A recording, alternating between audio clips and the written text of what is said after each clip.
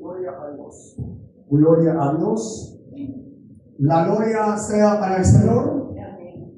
Vamos a una parte bastante conocida por todos. Hechos capítulo 12, de 1 al 5. Voy a leer acá en mi versión Nueva Biblia de las Américas. Es bastante similar a la Reina Valera 60. No pierde mucho el significado. Hechos capítulo 12, 1 al 5.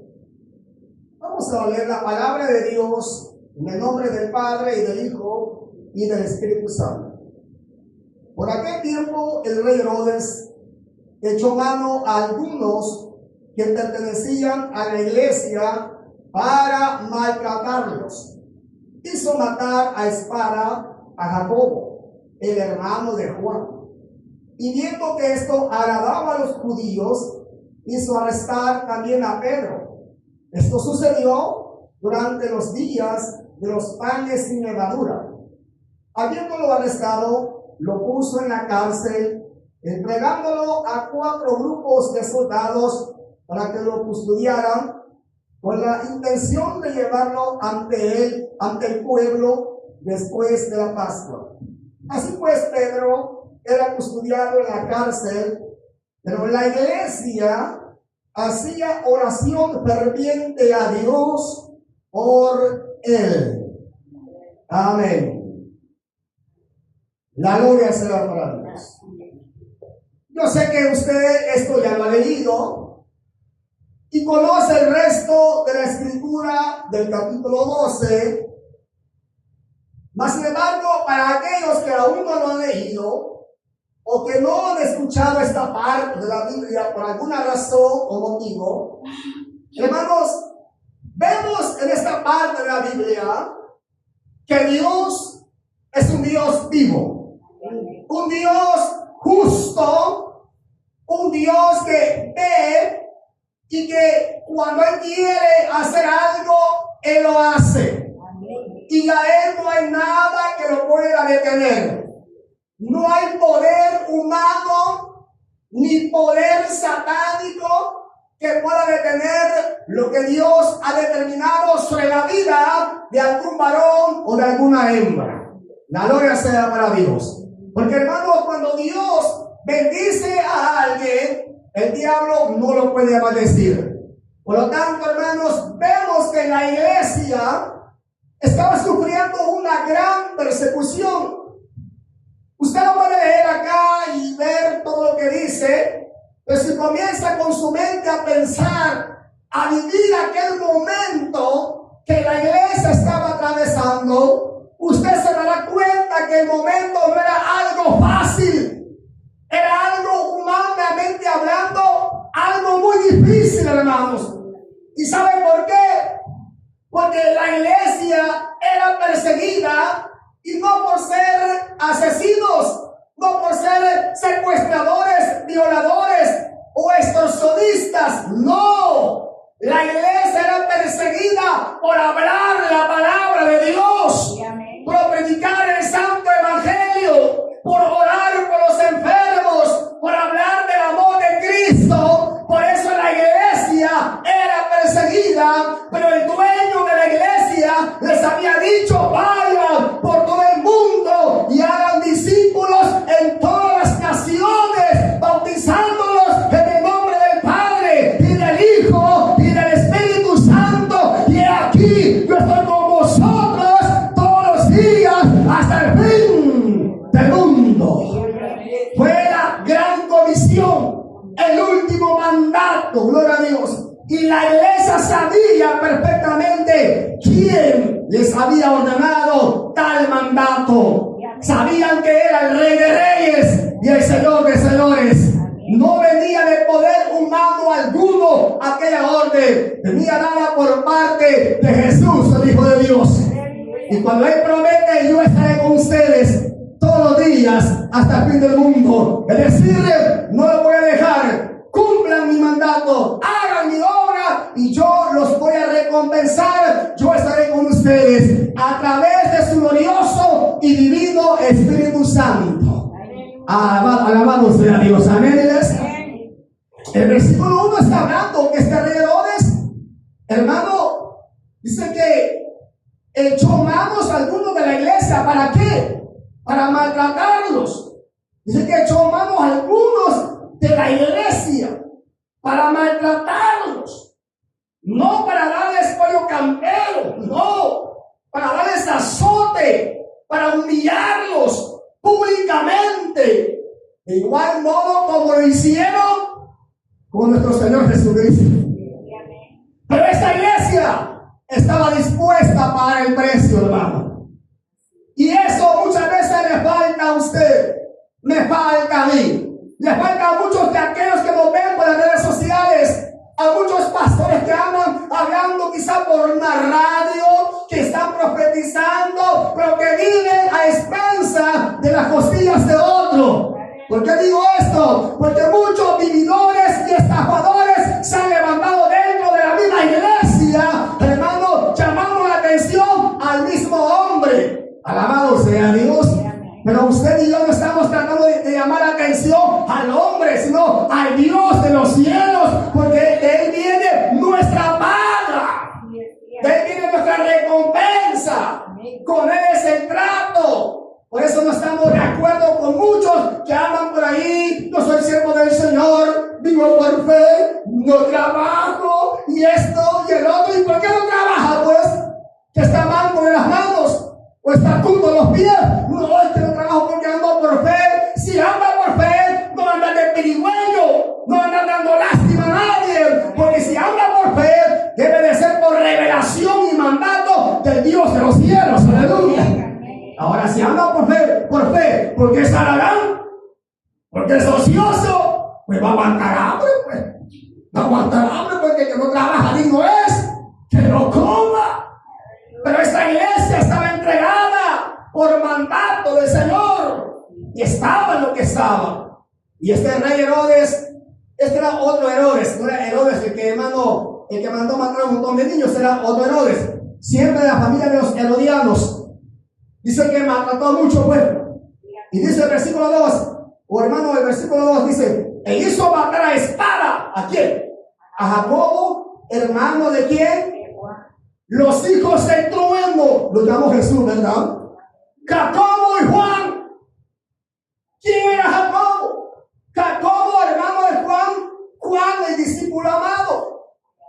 Habían tres que formaban parte del círculo íntimo de Cristo: Pedro, Jacobo y Juan. Vengan, oren conmigo, porque mi alma está angustiada hasta la muerte. En el monte de la transfiguración, ¿quién estuvo con Cristo? Pedro, Jacobo y Juan. Y este hombre malvado mandó a decapitar a Jacobo públicamente. Y dice 3, que a la gente le agradó, a los judíos le agradó tal acción, que los maltratara, que los matara también. Y hizo arrestar a Pedro. Amén, iglesia. Él había quedado como columna, como dirigente de la iglesia. Alabado sea Dios. Lo arrestó también. Y era el tiempo de los panes sin levadura. Y pensaba presentarlo al pueblo después de la Pascua. ¿Con qué intención? Con la intención de matarlo también, de burlarse de él. Hermano, el diablo hará lo que hará hasta donde Dios le permita que haga. Porque el diablo, vamos a hablar verdad, el diablo tiene poder. Si usted piensa que el diablo no tiene poder, usted está equivocado. Tiene poder, pero su poder es limitado. No hará más allá de lo que Dios no le permita hacer. Gloria sea a Dios, aleluya. Entonces, hermano, en el plan de este hombre, él estaba pensando matar a Pedro después de la Pascua, ya que en la Pascua pues no era lícito matar a nadie, aleluya. Pero, más sin embargo, aquí sucede algo muy importante, que Dios tiene la última palabra. Muchos han muerto por causa del Evangelio. Mucho pueblo ha muerto por causa de la palabra. Yo estuve leyendo ahí un libro hace tiempo atrás, la historia del cristianismo. Hermano, hace muchos años atrás, después de Cristo, hermano, hubo una gran pandemia en la iglesia.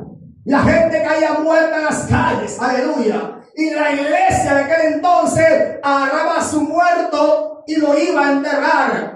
Pero consciente el hermano que al ir a enterrar a aquel hermano, él iba a morir a la semana entrante por contagio masivo. Y así sucedió, hermano. Pero en esta época de Hechos capítulo 12, la iglesia estaba dispuesta a morir por Cristo. A su nombre, iglesia.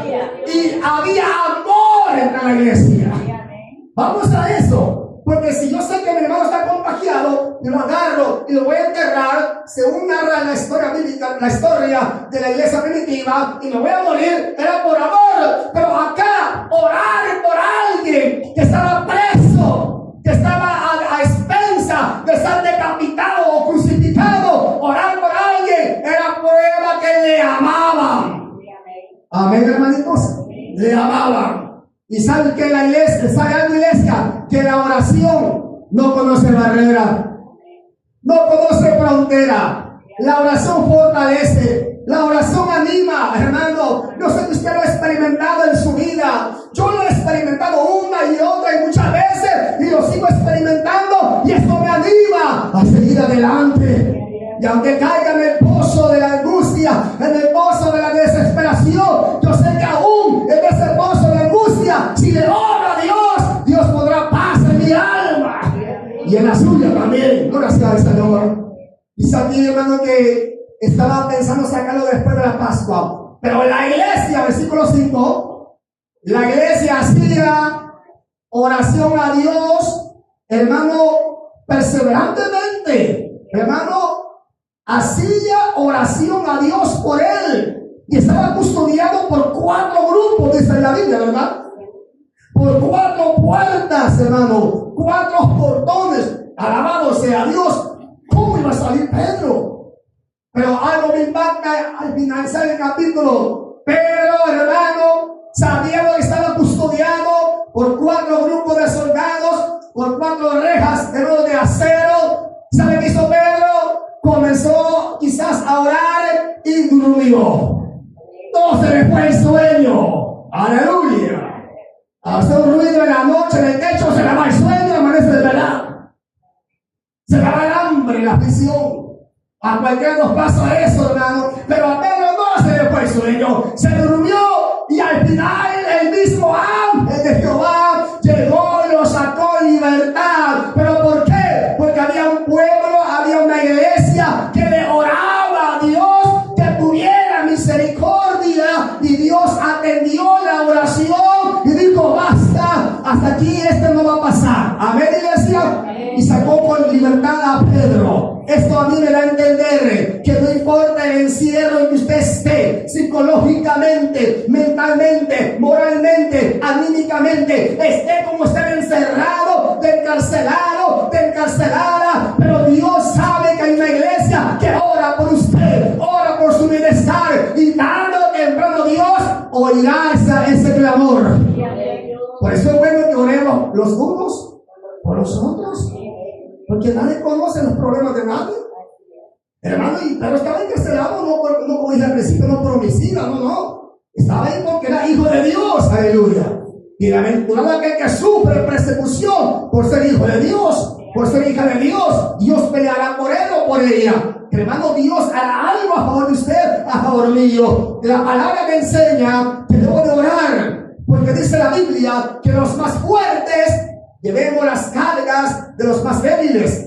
Hago aquí, hermano, un hincapié. Cuando alguien está en una prueba, una adversidad, y comienza su alma a congojarse, su mente no está despejada. Imagínense que alguien diga de repente, le queda un mes de vida, usted va a morir. ¿Creen que eso es buena noticia para el oyente? No, hermano, le aseguro que se angustia. Y ya el deseo de orar lo pierde. Pero su mente, como usted está más sano, está sano su cuerpo, tiene la mente más despejada, ora a Dios con más facilidad, con más expresión de la palabra, pidiendo intercesión por el angustiado, por la angustiada, no importa la clase de problema que esté atravesando. Por lo tanto, usted, si sabe que alguien está en la prueba, está, hermano, en la balanza ahí de la prueba, ora a Dios, pidámosle al Señor Señor, porque así como Dios oyó en la iglesia primitiva y sacó al apóstol Pedro, también Dios oirá su oración en la mía y sacará adelante al varón o la hembra de la prueba que está pasando, porque para Dios todo es posible y Él no ha cambiado. Ese mismo de ayer, de hoy y de los siglos por los siglos. Que Dios bendiga a todos. Oramos al Señor.